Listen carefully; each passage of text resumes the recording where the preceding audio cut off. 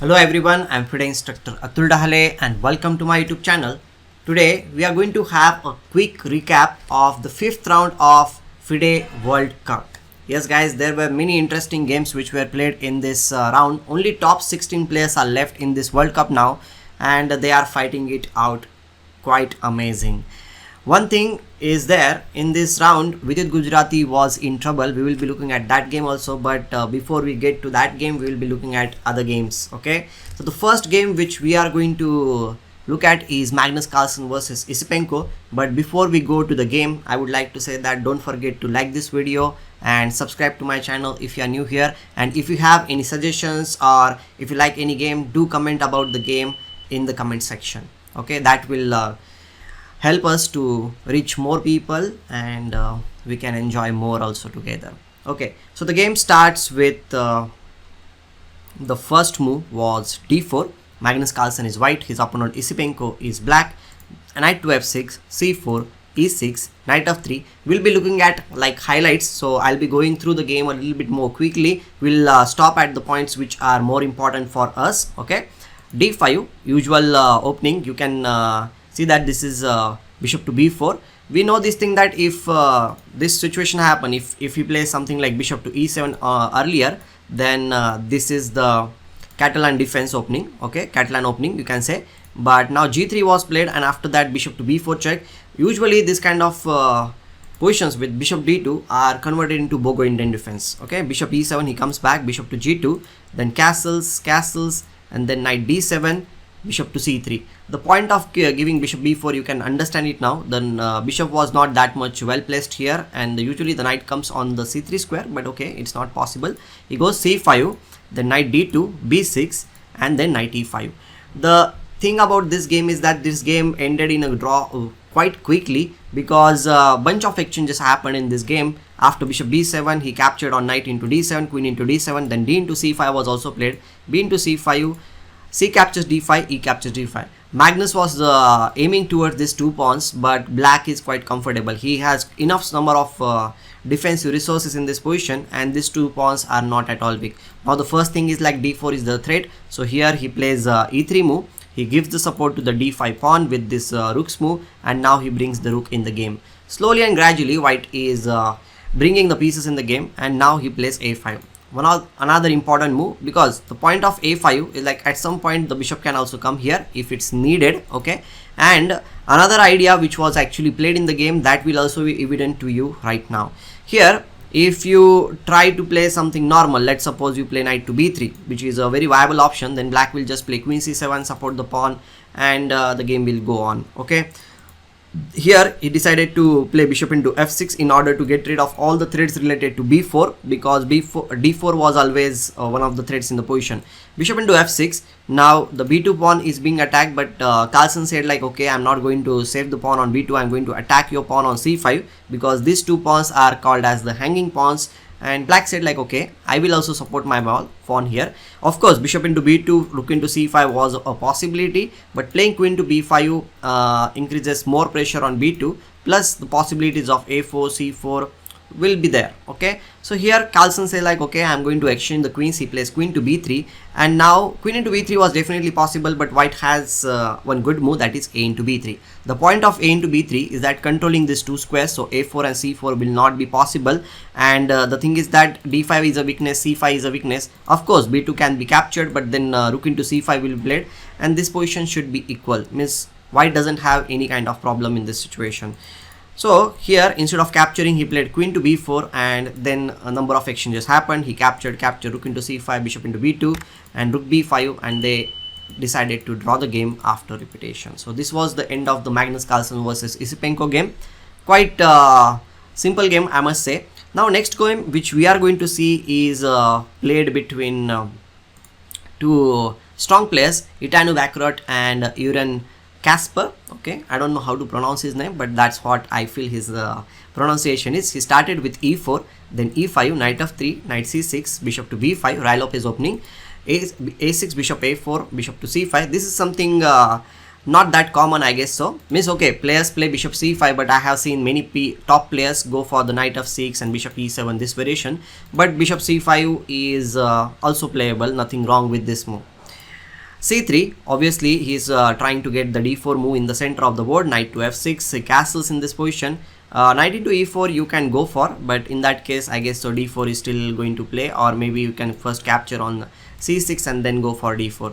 He did not go for that thing, he played castles and then now d4. Quite obvious. Bishop to a7, he returns back to the a7 square. D into e5, knight is being attacked, so knight captures on e4. Queen d5, the knight again is being attacked. Knight to c5, bishop is being attacked here. Bishop goes behind to c2 square. Now he is aiming towards this side.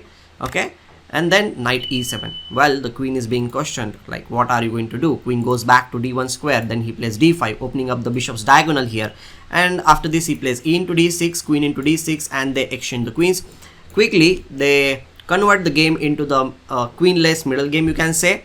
Rook d1 attacking the pawn on d6, but black says like, okay, if you want to capture the pawn, capture it, I'm going to ruin your pawn structure. He plays bishop to g4, he captures the pawn here. Black has given up the pawn, but the thing is that he can ruin obviously, but he plays a little bit different move, bishop to f5.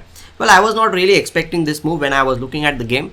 I was thinking that bishop into f3 will be played and g into f3, and black would like to get some possibilities, like attacking possibilities here, but clearly these two bishops are quite strong, and black decided to exchange one pair of bishop with bishop f5 move. Well, he played knight to a3, and then knight e4 also came. The point of this move is like f2 as well as d6 both are being attacked, and bishop is also attacking here, so we need to capture bishop into e4, and by capturing this thing, black has got two bishops. Okay, he is pawn down, but he has two bishops in the position, and that definitely is compensation in the position. He plays rook to d1. Now knight is activated, knight f5. Black is having quite active pieces. Bishop to f4 and rook f e8. Here he goes for knight to c4, bishop into f3, g into f3. Finally he ruins the pawn structure over here, and now rook e2. We all know this thing that whenever the rook comes on the second or seventh rank, then it is a very strong piece. Okay, he plays rook to e2, rook d2. Quickly he goes for this thing, but now the f2 pawn falls and recovers the pawn. After recovering the pawn, it was all easy. They went on to play for a few more moves, but nothing really great happened in the game. They kept on exchanging the pieces, and okay, here the end game should be equal, and the game was equal after some time, and they decided to draw the game after some time. Okay, I'll just go through the moves so that you will come to know what happened. And here the solid structure is there. White cannot really break through on this side. Black also is keeping this bishop on this diagonal so that white will not get the pawn breakthrough over here, and they are kind of helpless. So after king e4 they decided to draw the game. Okay, that was easy. The next game which we are going to see is Grischuk against Duda and Krzystof. This game started with d4 move, okay, and then knight of 6. Grischuk is white, Duda and Krzystof is black, and then e6, knight of 3, d5, knight c3, dc4, e4. Queen's gambit declined. It started like that, then accepted. Then white is having good center here. Bishop to b4, bishop into c4. Grischuk decided to sacrifice a pawn in this position. He captures knight into e4, castles, and then knight of 6. Okay, he goes back in this position. But I would like to tell you one thing, that if black becomes greedy in this position and captures the pawn here after this, then it will not be that good. Okay, white is 2 pawns down, but the thing is the amount of activity which he will be getting is too much. First of all, rook is being attacked. We can play rook to b1. This rook is active over here.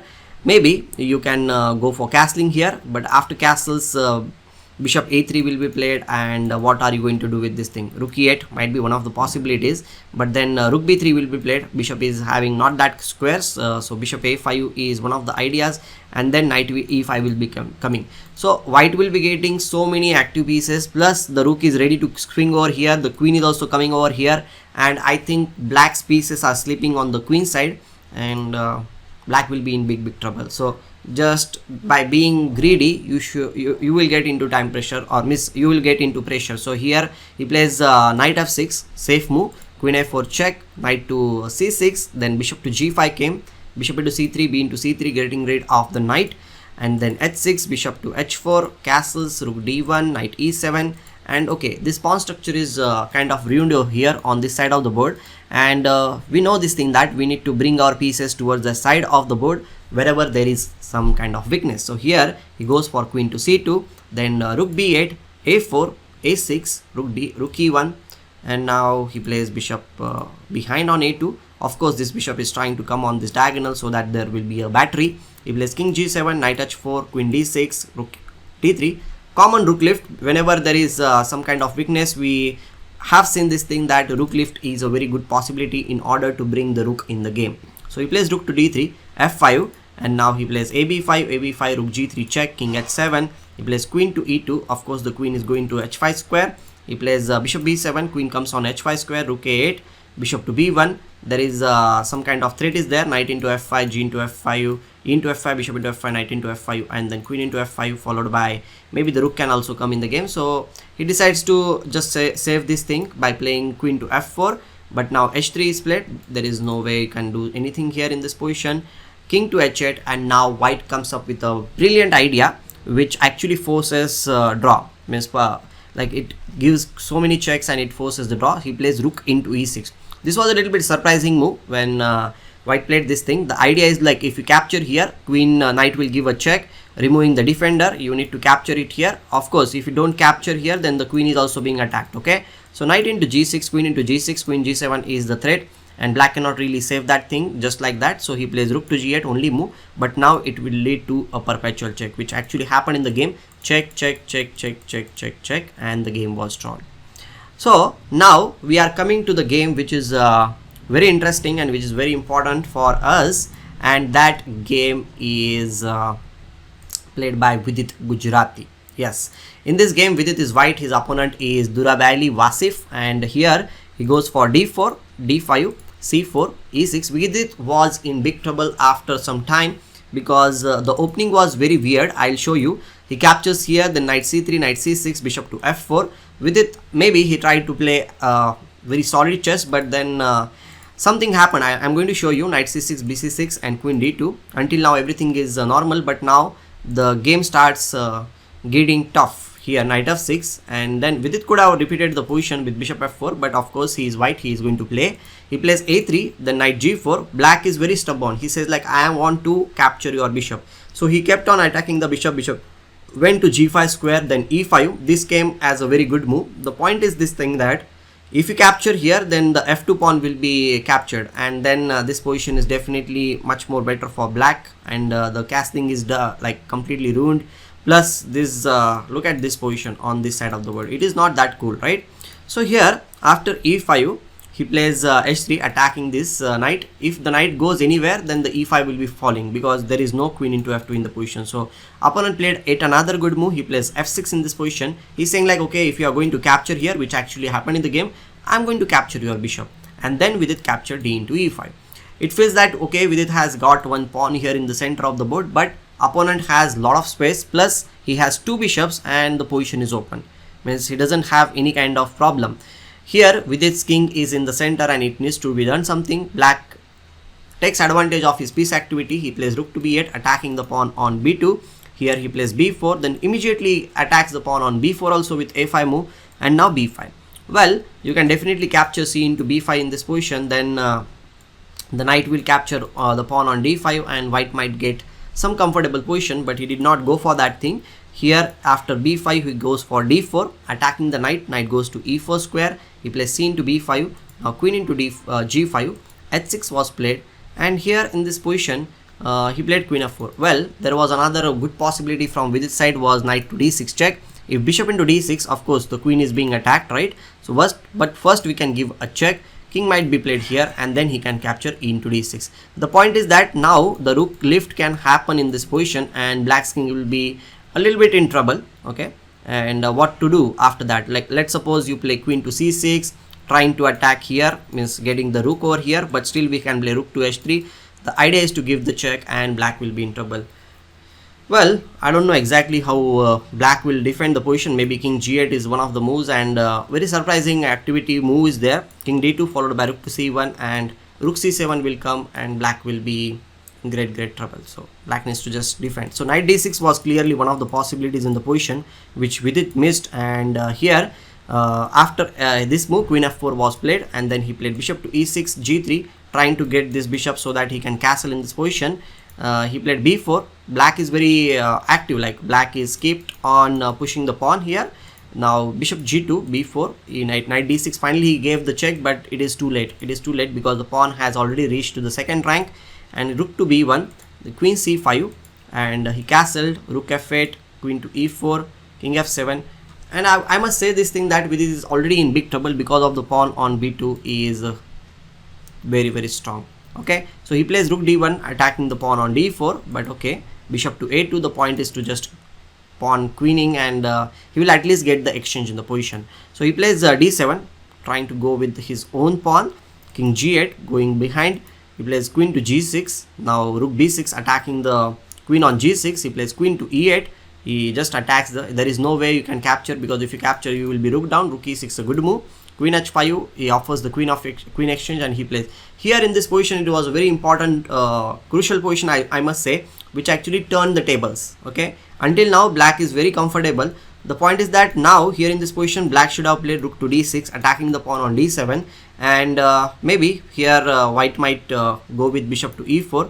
The point is, like, if you capture here, then rook d2 and the pawn will be attacked over here. If you play rook to b8 attacking this pawn, then bishop b1, and white can think about defending the position. But there is also one very interesting option is there. After bishop to e4, there is no need to play rook into d7. Okay, you can first play rook to b8, and now if you go anywhere with this bishop, means any other diagonal, then the pawn will be just queening. In that case bishop f5 might be played, but again black has a very simple plan: king f7, king e7, king d8, and then his rooks will be free, and then he can go with the rook b6 and the pawn will be queening. In that case he might come here, and then you can go back, or you can even capture here. This pawn will be falling because the king will be capturing here. White will be in trouble because these 4 pawns will be there. The a3 pawn will also fall, and I don't think so that with it. Okay, means we don't know whether it will be clear winning or not, but definitely black was having great chances if he had gone for this thing. But instead of going for this thing, here in this position he played rook d8, and with it captured the pawn on d4. That was the main point of playing rook d6 in this position, to support the pawn and then bring the king up, play rook b8 and pressurize here. At least black will get the exchange for sure. But okay, he played g into h5 and then rook d8, and everything was like this, and this bishop d4 maybe missed this thing. And now Vidit has plenty of pawns for the sacrificed piece here, for the lost piece you can say. And then the game was drawn after some time. They kept on playing for a while, but okay, Vidit has plenty of pawns and he dodged the bullet, you can say, right? So this was the game between Vidit and Durarbayli Vasif. That was a very intense game. So now last 3 games which we are going to see are there. This is Martirosyan against Tabatabaei. This was the only decisive game in the tournament, I miss in this round, and they started with d4 and f6, c4, e6, knight c3, bishop b4, e3, castles, bishop to d2, c5, a3, capture, knight e4, knight e2. And after these exchanges, I have played similar position in my past also, like in my one of my games with the white pieces, and I know that black gets quite good counterplay in this position, because although the pawn on d7 is weak, but he will definitely get the chance to play on the b file, plus the queen is also coming over here. There will be some pressure on this diagonal, and black is not at all bad. White will be in some kind of shaky position. He plays queen f5 immediately, going for the knight on c3 square, and he plays queen d2, knight c6, bishop to e2, rook b8. Of course this rook might be coming here, attacking these 2 points here. Then castles, knight e5, capturing the pawn on c4, means at least threatening, rook fc1, and now brings the rook. So black's pieces are pretty active: knight on e5, bishop a6, queen a5, plus bishop rook on b3, and it is kind of difficult position from white side to defend. Okay, he plays f4, he again comes back here, king to f2, rook to d8, supporting the pawn on d7 square, and now he plays rook a2, but he calmly captures the pawn over here. Black is pawn up in this position, plus this is the outside passed pawn, you must see. Then knight d5, he plays d6, controlling everything, rook c3. Okay, they played for a while like this, but then he decided to exchange the queens, but exchange the queens was not that great decision. He comes back with this bishop because this pawn should be opened up to go forward. Although the position is objectively speaking equal, should be equal, but black is definitely having some chances. And then he converted his chances after this move. Yes, now black is having great position. He has captured this pawn. He gave up the pawn on a6 square after some time. But the point is he has these two pawns. Okay, he has these two pawns, and he can clearly defend this position and start pushing the pawns once his rook is activated. So he activated the rook also, plus knight c7, knight d2. He captured here, and then rook is activated. Knight is centrally placed here, supporting everything, so no need to worry about from the black side. And now he cemented the knight on e4 square by playing f5. Then rook b7, he played this thing, h5. Okay, they played for a while, and then finally he got the rook into the game by playing like this. Now rook is in the game, the pawn on g3 is falling, and then the game was also over very soon. The pawn also fell. Black is 2 pawns up in this position, and it was 3 pawns up, but okay, that's why he resigned in this question. So last 2 games, one game which we would like to see is now Fedoseev against Velimir. Well, okay, this game was not that difficult. They started with d4 and f6, c4. Fedoseev is white, his opponent Velimir black, and Grunfeld defense, bishop d2. I was talking about this variation also earlier, that this is getting trending. Okay, nowadays e4 and bishop to c3. I also played this similar opening in my game against one strong player, 2200 player, and I came to know about this opening because in one of the tournament in India, Mumbai IFL Open, here Sandeepan Chanda applied for this thing, bishop to d2 in Grunfeld, and then he played this bishop to c4. White's pieces are kind of active, but they exchanged so many pieces here that the game was pretty equal, and this end game is there, which okay, there are mutual weaknesses, you can say. White is having some weaknesses on this side of the board, black is having weaknesses on this side of the board. The pawn structure is little bit bad. There are 3 pawn islands here in this position, but because of the mutual weaknesses, the position seems to be equal. White and black did not have any chances to create. He created his own chances by playing a5, a4, a very standard way to neutralize your weakness by capturing the pawn on that side of the board. Rook c5, and the pawn is okay, he needs to capture that pawn at some point. He activated his king also, and okay, finally captured. This pawn was captured. Okay, 1 pawn down position is here, but there is no way that white can create a passed pawn. He tries something here, but black defended quite well. Black defended very well. This is very instructive. He did not play g into h5 at any point, because if he plays this move, his pawn structure will be more ruined, and white is having 3 pawns, there will be only 1 pawn, and black will be in trouble. That's why he did not go for that thing. He plays rook to h1, e6. Okay, no problem. Playing king f6, another important move. The point of this move is, like, if you capture here with the rook, he can capture king into e6, and then even if you capture here, then rook into h5 is there. If you capture here, he needs to go towards this pawn. I'll just show you. If you capture here, capture here. If you capture rook into this position is just drawn position, because this pawn will be falling. That is the main thing. And after king f6, if you capture here, the king can go behind, and if you h into g6, even if you play f5, we can just capture g into f5, and there is no way that white can make progress. Even if he comes here, then king comes here. Rook behind the passed pawn is one of the techniques which you can use to draw this game. Or the another technique is the side checks. Means you will come here and you will start giving the side checks, and usually it's considered as one of the easiest draw we can have. Keep on giving the side checks. Okay, you can come here. The point is that you just keep your king in front of your opponent's king, and whenever it's possible, you give him check.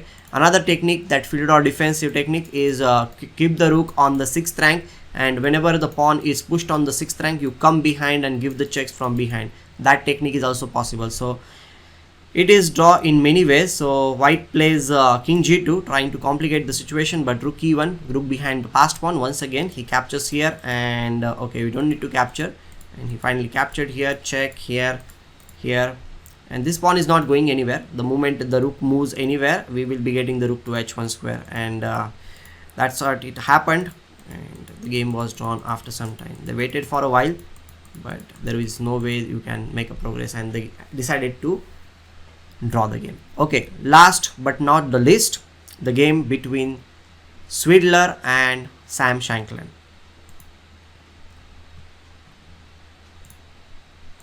In this game, Svidler started with e4, he is white, and then c5 was played, knight of 3d6. They converted into a different type of position. I'll just come to you. Bishop b5 is trending nowadays. You must study this opening. Okay, a6, bishop to d3, and now it is kind of Alapin situation. Means Alapin opening where the c3, bishop d3 is played a little bit delayed. Okay, and now the d4 comes very quickly. That's what they played, knight d2, and the maneuvering started. But okay, this position is considered as equal. Queen b6, the knight g3, capture, b4, and then queen e2, a5. Of course, a5 is played to get the bishop also and try to get the pawns forward. He plays bishop d3, rook into c1, bishop to a6. This is what I was talking about. The point is like you exchange some bunch of pieces, and okay, black is playing in 3 lines only here, but sorry, not that line. He's having only this 3 lines, but he should be okay because there is no weakness from black's camp, and white is also not having any attacking possibilities here. Of course, he has more space and the king can come in the center of the board. That is one of the things, but black is kind of comfortable, and he defended the position very well. The king came in the center of the board, and now king d3, he played king g8. He also thought like I should bring my pieces. He brought his king in the game, and once the king came in the center, black just got some really great defensive chances here. White tried to like get the position more control on the king side, but okay, no problem. He brought his knight over here, and d5. Okay, now you can say that black has neutralized because this bishop is not doing that great job. The pawns are not going anywhere because the pawns are stuck here on the black squares. And f5, he tried something, but okay, again and again they kept on exchanging the pieces, and then this was just a drawn position. Give a check, you cannot make progress, and the game was drawn. So this was the quick recap of the 5th round of World Cup. I hope that you understood, and we went through all the games. There were some couple of interesting games also in this round, and I hope that you will share this video with your friends also, and we will be coming back with recap videos after every round, and we will be live streaming also. So stay tuned with me and meet me in my videos, and do comment about the video whether you liked the recap video. This is the first time we are doing the recap video, and do like the stream, do like the video, and subscribe to my channel if you are new here. Till then, goodbye, take care, and love you all.